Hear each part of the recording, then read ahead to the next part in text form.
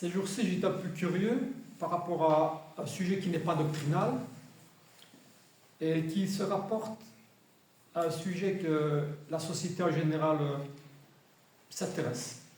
On entend parfois parler et dire, même à la télévision, que des personnes se sont intéressées à la généalogie. La généalogie.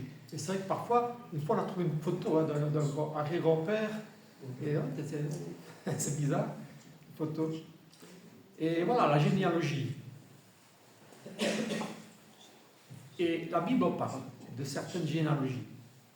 C'est vrai que c'est intéressant, tout simplement à titre informatif, bien sûr. Hein. Et parfois, on se pose des questions, pas seulement par rapport à la généalogie, parfois, on se pose des questions par rapport, c'est la curiosité, par rapport à la création, par exemple. On est parfois confronté avec des personnes qui essayent de contredire la parole en prenant des sujets, par exemple, de généalogie ou de la création.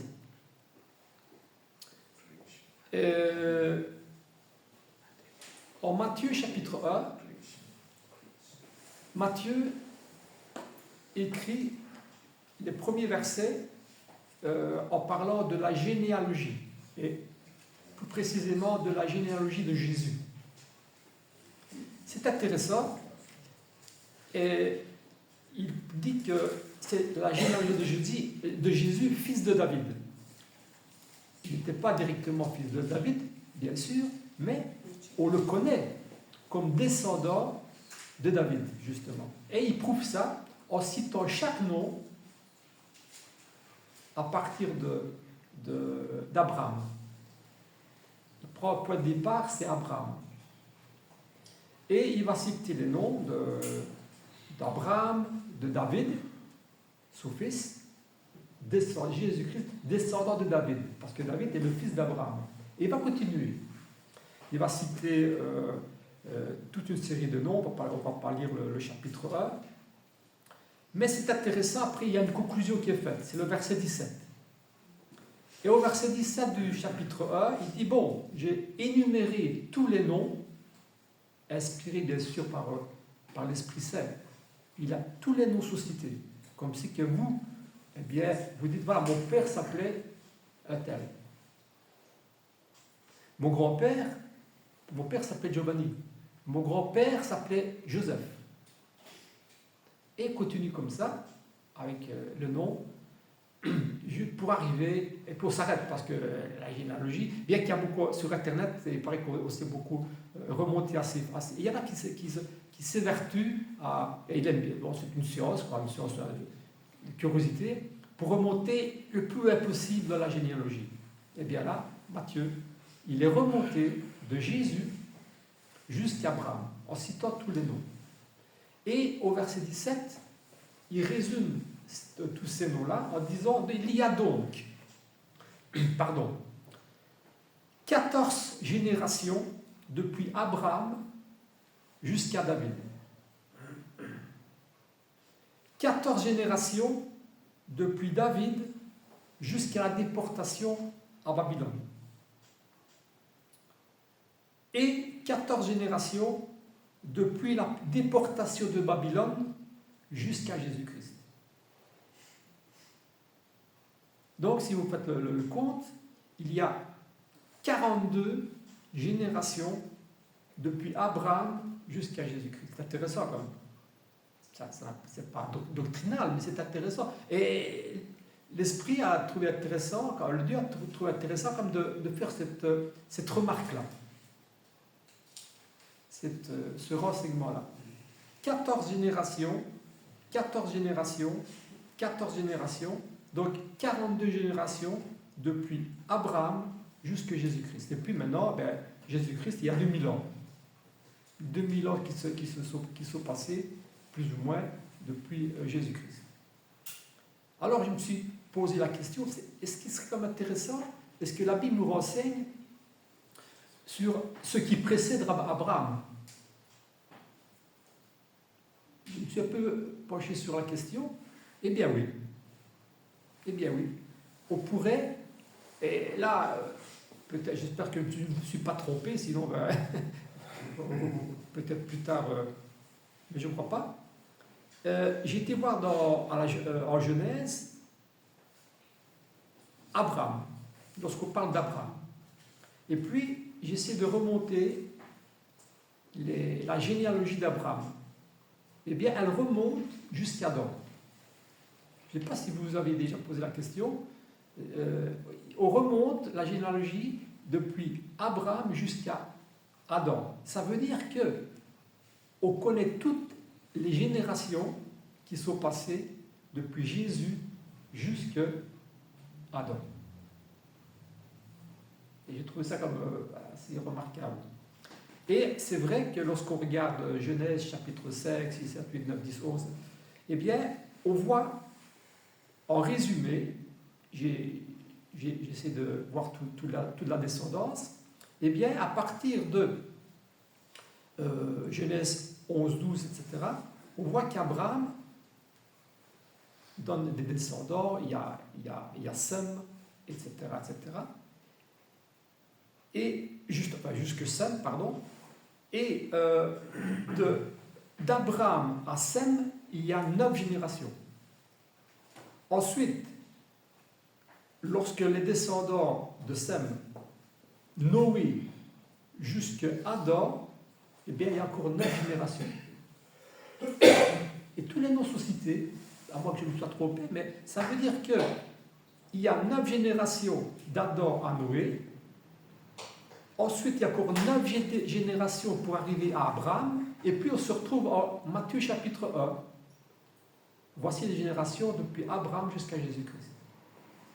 Donc, si je ne me suis pas trompé, ça veut dire que 42 générations, 14, 14, 14, plus 9, ça fait 60 générations. Alors, on dit, oui, mais attends, par rapport à la création, alors on se pose des questions. À savoir que, lorsqu'on parle des premiers, d'Abraham, par exemple, Seth, de Noé et tout ça, eh bien, ils avaient une espérance de vie beaucoup plus que nous. Par exemple, lorsque vous allez voir en Genèse chapitre 5, on dit que c'est l'histoire d'Abraham, etc., etc. Et puis, comment est-ce qu'il a vécu, Abraham? Eh bien, Abraham a vécu 930 ans. Ouais. Non pas Abraham, Noé, Adam. Adam, pardon. Oui, vous avez bien. 930, c'est bien. Oui, après, j'ai été trop vite. Le premier, pardon. On voit que Adam a vécu 930 ans. On va lire simplement le Genèse chapitre 5, versets 4 et 5. On voit que Adam, à partir de verset 3, Adam, âgé de 130 ans, engendra un fils à sa ressemblance, selon son image, et lui donna le nom de Seth. Les jours d'Adam, après la naissance de Seth, furent de 800 ans. Et il engendra des fils et des filles. Tous les jours d'Abraham, verset 5, tous les jours d'Adam, vécut, furent de 930 ans, puis il mourut. Voilà, il a vécu 930 ans. Ensuite, on parle de Seth, son descendant. Eh bien, lui, il a vécu 912 ans. Ensuite, il a vécu, on parle de Noé. Et Noé, si on voit par exemple en Genèse chapitre 9, on ne va pas les faire tous, hein, mais j'essaie de retrouver un petit peu tous ces renseignements-là.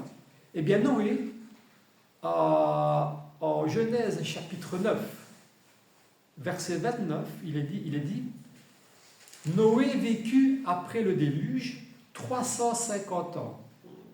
Tous les jours de Noé furent de 950 ans. Puis il mourut. C'est la curiosité, bien sûr.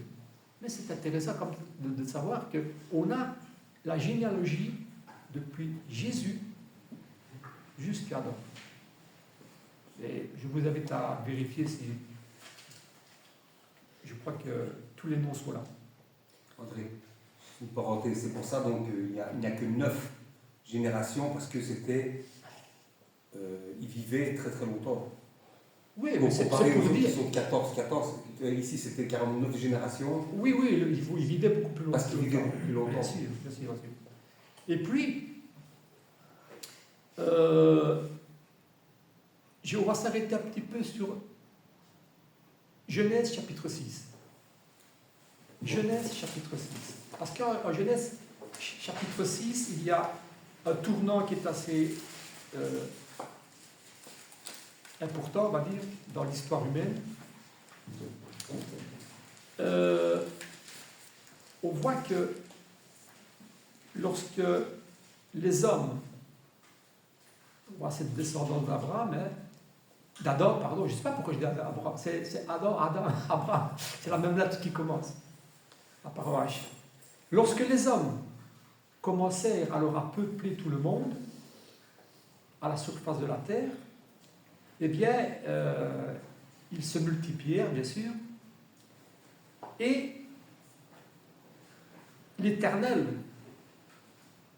dit « Mon esprit ne contestera pas toujours avec l'homme, car l'homme n'est que chair, et ses jours seront de 120 ans. » On voit que lorsque la désobéissance de l'homme eh bien, fait que Dieu prend une décision à un moment donné, c'est qu'il limite les jours de l'homme, en moyenne bien sûr, de 120 ans. On voit qu'il spécifie aussi qu'il y avait des géants sur la terre en ces temps-là.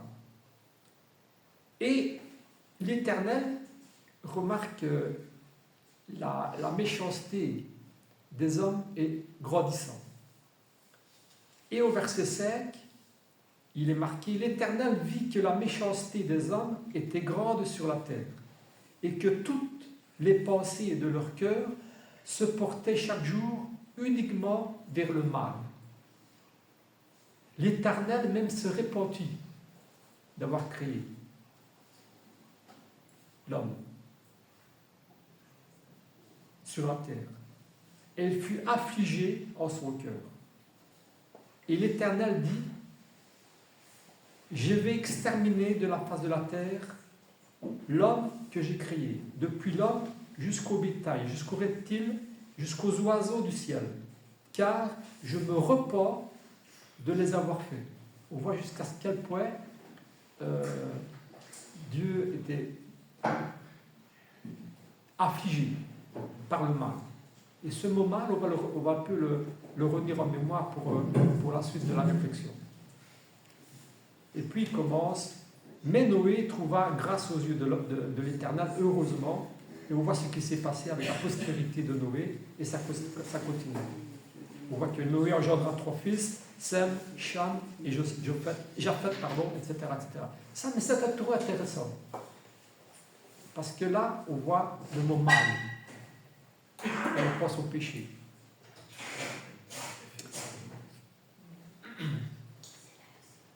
Et ce mot mal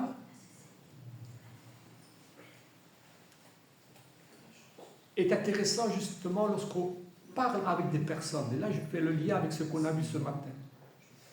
Rendre témoignage de notre espérance. Et j'ai eu l'occasion,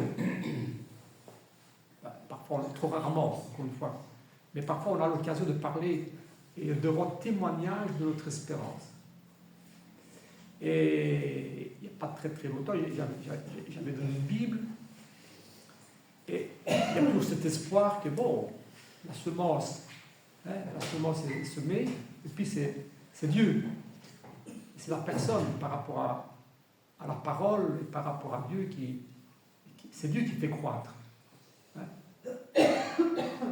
Et j'ai revu cette personne-là, et on se voit de temps en temps, et on a touché 2 mots comme ça, et puis en parlant justement de Dieu, il me dit, mais et je pense que c'est un peu pour se déculpabiliser de la non-acceptation, peut-être, je ne sais pas ce qu'il y a dans son cœur et dans sa tête. Mais dit, mais tu vois, il est un peu à l'attaque, tu vas dire. Hein, et dit, mais tu sais, Dieu, là, Dieu que, oui, sans renier son existence, hein, mais il dit, il sait tout. Il dit, oui, il sait tout, l'omniscient. Donc c'est lui qui a créé du trou. Hein, c'est lui qui a créé du tout, il savait. Et là, on est face à une discussion, à une réflexion, et on discute un petit peu tout ça. Et c'est vrai qu'on en revient au mal qu'on voit ici. On voit le mal, mais qui ne vient pas de Dieu. Le mal des hommes à qui Dieu a donné la pleine liberté de faire un choix par rapport à sa volonté, par rapport à la perfection qui existait avant le chapitre 6 de Genèse. Mais ce n'est pas Dieu qui a voulu le mal. Dans son omniscience, bien sûr, on ne peut pas dire qu'il ignorait de ces choses-là. Mais la source de mal, c'est le péché de l'homme. Et donc on a un petit peu discuté ça. Et puis, ça m'a rappelé, par rapport à des mots comme l'omniscience de Dieu, la création de Dieu, hein, parce que l'homme, c'est aussi bien sûr, mais même si c'est des descendants après, c'est une création qui vient de Dieu. Et d'un petit texte que j'ai lu, il y a peut-être que je l'avais déjà lu auparavant, qui vient d'un homme scientifique, on va dire. Hein. Et un beau petit texte, une petite histoire véridique, apparemment, qui résume bien le sujet du mal. Et je pense que lorsque la personne m'a dit, ben oui, mais voilà, c'est Dieu aussi qui a créé le mal, parce qu'il a créé cet homme-là qui était mauvais, donc, et il voulait un peu se défendre, bien sûr, à mon avis, hein, trouver un prétexte pour dire, moi je n'accepte pas, parce que même Dieu, ben, il y a des problèmes chez Dieu aussi. Et donc, cette petite histoire, je vais vous la relire, parce qu'elle est belle. Et ça se passe en fait dans une classe, et le professeur de cette personne-là, eh bien, le titre c'est « La vérité sur le bien et le mal ». Et voici ce que le professeur dit dans la classe pour commencer. Il dit « Dieu a créé le bien, donc il est bon. Mais, comme Dieu a créé le mal, il est mauvais. »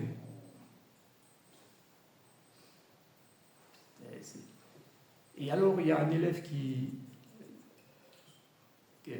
c'est ce scientifique-là, en fait, qui se lève, qui demande la parole, et qui dit, « Professeur, je peux dire quelque chose ?»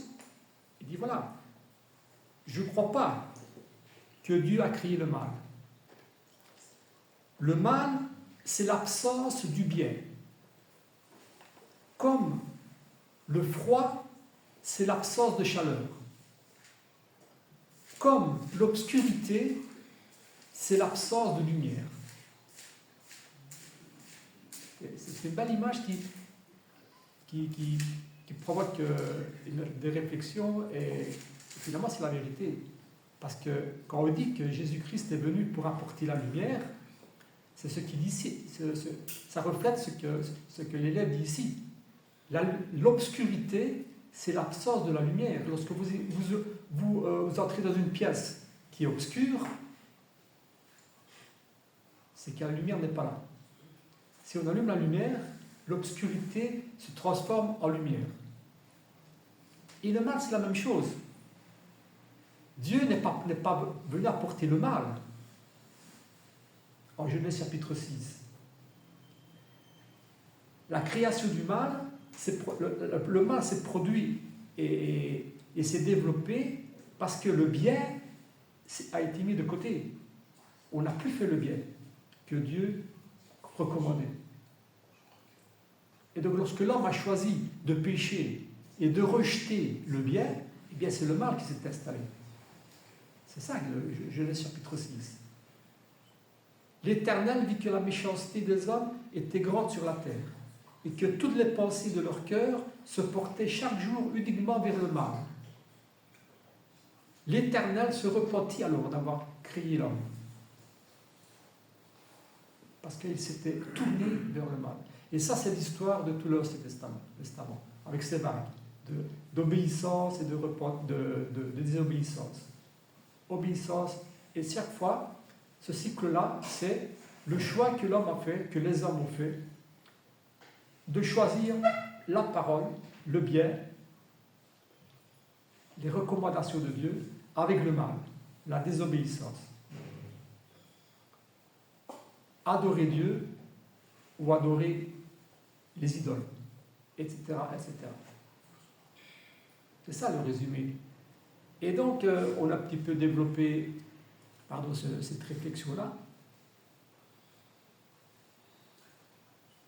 Une chose est certaine, c'est qu'on voit ici que, au point que Dieu se repentit d'avoir fait la création, il avait pris la décision, en fait, d'effacer tout, de détruire tout. Et c'est parce qu'il y avait encore un homme. Il y avait comme une source, une petite lumière dans le monde de personnes qui avaient choisi de ne pas se pencher vers le mal, de plutôt vers le bien, de garder ce bien qui vient de Dieu. Et alors, eh bien, Dieu dit à Noé que tout ce qu'il a lu, on va pas résumer l'histoire de Noé, qu'il allait détruire la terre, mais toi, fais une arche et fais ce que je vais te recommander pour justement relancer la machine à partir d'une bonne base. Dieu ne supporte pas le mal. Et parfois, il dit, mais il a choisi quand même, il a accepté, et ça je me suis souvent fait la réflexion, un père, Dieu, il avait le gouvernail de toute décision. C'est le créateur de tout. Il n'y avait rien, personne qui pouvait lui dire, mais tu agis mal. Ou tu devrais faire autrement. C'est le potier. Et comme il a choisi, parce qu'il avait en horreur le mal, vous voyez, c'est pour peser la lourdeur du mal, du péché. Nous, parfois, on dit, bon, c'est pas grave. Mais Dieu, il a tellement en horreur le mal qu'il a accepté de donner ce qui lui était le plus cher, c'est-à-dire son fils, pour trouver une solution au mal, pour réparer ce mal-là. Et nous, des fois, je dis, en tant qu'humain, tu aurais pu trouver peut-être une autre solution. Dire, voilà, bon, on va recommencer à zéro, comme il l'a fait avec Noé, sans sacrifier son fils. Ben non. Il y a la seule solution, c'était ça. C'est de donner Jésus-Christ sur la croix pour nous purifier du mal. C'est ça, hein? C'est tellement ça, on ne comprend pas la lourdeur et les conséquences du péché. Oui. André, Isaïe dit quelque chose. Oui. 45, verset 7. Allez, Giovanni, 45, 27, et il y a Isaïe. 47, verset 27. Il va le lire. 7, verset. Ah, verset 7. 7, oui. Ok, voilà. 45, verset 7. Oui. oui. Il dit, je forme la lumière et je crée les ténèbres. Je donne la prospérité et je crée l'adversité. Mais l'Éternel, moi Éternel, je fais toutes ces choses. Que les cieux répandent d'en haut et que les nuées laissent couler la justice. Que la terre s'ouvre et que le salut y fructifie. Dieu créateur, Le créateur. et le bien coule alors. Oui. Ouais. C'est beau faire ça. j'aimerais terminer comme en lisant aussi un verset dans le Nouveau Testament. C'est 1 Pierre, chapitre 3. 1 Pierre, chapitre 3.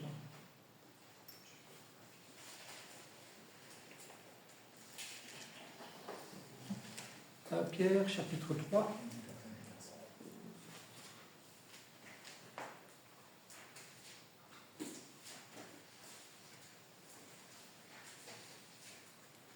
À partir du verset 10, si je veux dire.